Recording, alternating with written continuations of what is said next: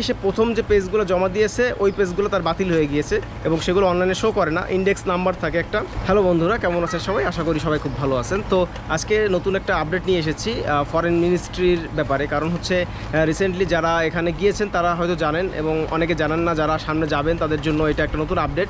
কারণ হচ্ছে foreign ministry এখন নতুন একটা সিস্টেম চালু করছে, সেটা হচ্ছে ই অ্যাটাস্টেশন। এখন ই অ্যাটাস্টেশন বলতে এটা বোঝাচ্ছে যে তারা যখন আপনি আগে যেরকম ফাইল জমা দিতেন এবং জমা দেওয়ার পরে আপনাদের একটা টোকেন দিত, টোকেনটা আপনাদের যখন ফাইল অ্যাটাস্টেশন করা হয়ে যেত তখন ওটা আপনাকে জমা মানে ফেরত দিত পেপারটা। তো আগে যে প্রসেসগুলো ওইগুলো সেম থাকবে, যেমন আপনার ভার্সিটি থেকে অ্যাটাস্টেশন করা, তারপরে হচ্ছে এডুকেশন বোর্ড থেকে অ্যাটাস্টেশন করা, তারপরে হচ্ছে এডুকেশন মিনিস্ট্রি থেকে অ্যাটাস্টেশন করা, দেন হচ্ছে ফরেন মিনিস্ট্রিতে আপনাকে অ্যাটাস্টেশন করতে হবে।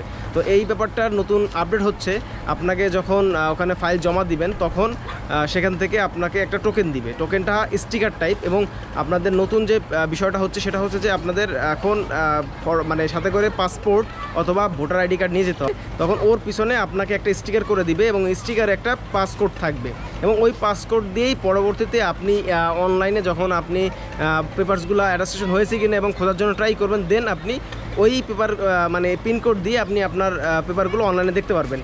এবং আপনি যখন মনে করেন আপনি কোনো অ্যাম্বাসিতে আপনার পেপারগুলো জমা দিয়েছেন, তারা কীভাবে এটা ভেরিফাই করবে? আগে খুব প্রবলেম হতো, মাঝখানে এটা নিয়ে অনেক ঝামেলাও হয়েছে।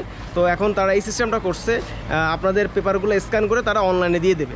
আপনারা শুধু করবেন কি, যে আপনাদের যে পেপারগুলো আছে ওগুলো জমা দিবেন এবং তারা ওখানে স্ক্যান করবে এবং আপনাকে যে একটা পিনকোড দিবে, এই পিনকোড দিয়ে আপনি ভিতরে ঢুকবেন। ঢোকার পরেই আপনি ওখান থেকে মনে করেন যে আপনার যে পেপারগুলো আছে এইগুলা দেখতে পারবেন, আপনি নিজে দেখতে পারবেন এবং যারা আপনার পেপারগুলো ভেরিফাই করতে চায় তাদের এই পিন নাম্বারটা দিলে তারা ওখান থেকে ইন্ডেক্স নাম্বার দিয়ে ভিতরে ঢুকতে পারবে।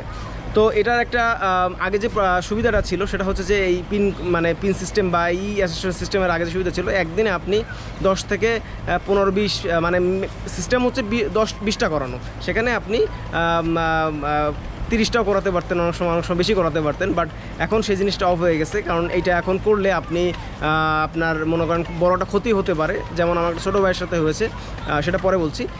আপনাদের হচ্ছে প্রথমে টোকেন নেওয়ার পরে আপনি চেষ্টা করবেন এখন যে সিস্টেমটা 10টা পেজ করে করানো।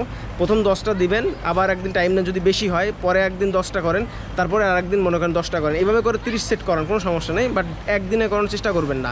যেমন আগে যেরকম হতো, একদিনে আপনি প্রথমে 10টা নিতেন, নিয়ে এবার আপনি একটা টোকেন বা স্লিপ নিতেন, নিয়ে আবার একটা টোকেন বা স্লিপ নিতেন, এরপর এরকম করে 2বার বা 3 ধাপে আপনি জমা দিতেন।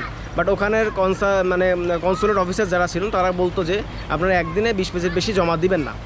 তো আমি মানে আমার একটা ছোটো ভাইয়ের ঘটনা যেটা বলতেছিলাম, ও হচ্ছে প্রথমে 20 পেজ জমা দিয়েছিল একটা টোকেন নিয়ে, পরবর্তীতে আবার আরও প্রায় 4-5 পেজ জমা দিয়েছে অন্য একটা টোকেন নিয়ে এবং তার যে ইন্ডেক্স নাম্বার এবং পাসকোড দিয়েছে, ওই পাসকোড দিয়ে সে যখন ভিতরে ঢুকতেছে তখন নট ফাউন্ড দেখাচ্ছে। কারণ হচ্ছে প্রথম যে 20 পেজ জমা দিয়েছিল ওটা তার বাতিল হয়ে গেছে, পরবর্তী যে 4-5 পেজ জমা দিয়েছে ওটা তার অ্যাকসেপ্ট করে দিয়েছে। এখন এটা একটা সমস্যা। তো সেক্ষেত্রে আপনারা যারা এটা করার চিন্তাভাবনা করছেন বা করবেন, একটু অ্যাওয়ার্ড থাকেন, কারণ আপনারা অনেক টাকা খরচ করেও অনেক এলাকার থেকে আপনি ঢাকায় যাবেন এবং ফরেন মিনিস্ট্রিতে টাইম সময় নষ্ট করে আপনারা এই অ্যাডাস্টেশনগুলো করবেন।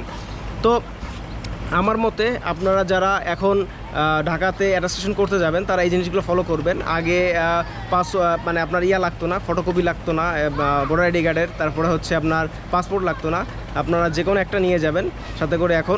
এখন খুব ম্যান্ডেটরি এটা। আর হচ্ছে আপনারা এই চালাকিগুলো করবেন না, কারণ হচ্ছে এখন যে বুঝতেছেন, যদি আপনি এরকম একটা ফাইল আপনি অ্যাম্বাসিতে পাঠিয়ে দিলেন বাইরের, আর তারা পিন নাম্বার চাইলো এবং এটা নট ফাউন্ড দেখালো, জিনিসটা খুবই খারাপ হয়ে যাবে। ঠিক আছে, তো এটাই আর কি আমাদের আপডেট ছিল। তো যারা এই জিনিসগুলো নিয়ে আরও জানতে চান এবং আরও এটা কীভাবে ডিটেলস করব এটা আমাকে জানালেন, কমেন্ট করেন, আমি কমেন্টে উত্তর দেওয়ার চেষ্টা করব। আর যদি এর ভিতরে কোনো কিছু আপডেট পাই অবশ্যই জানাবো। আর স্ক্রিনে আমি দেখিয়ে দিচ্ছি যে এই ইন্ডেক্স পেপারগুলো আপনি কীভাবে চেক করবেন, কোন ওয়েবসাইট থেকে চেক করবেন, এটা ডিসক্রিপশনের লিঙ্কটা দিয়ে দিব। আর হচ্ছে আপনাদের দেখানোর সিস্টেমটাও আমি জানিয়ে দেবো। তো চলেন এখন আমার কম্পিউটার ডেস্কে যাই এবং আপনাদের দেখাই কীভাবে কী সিস্টেম করে দেখতে পারবেন।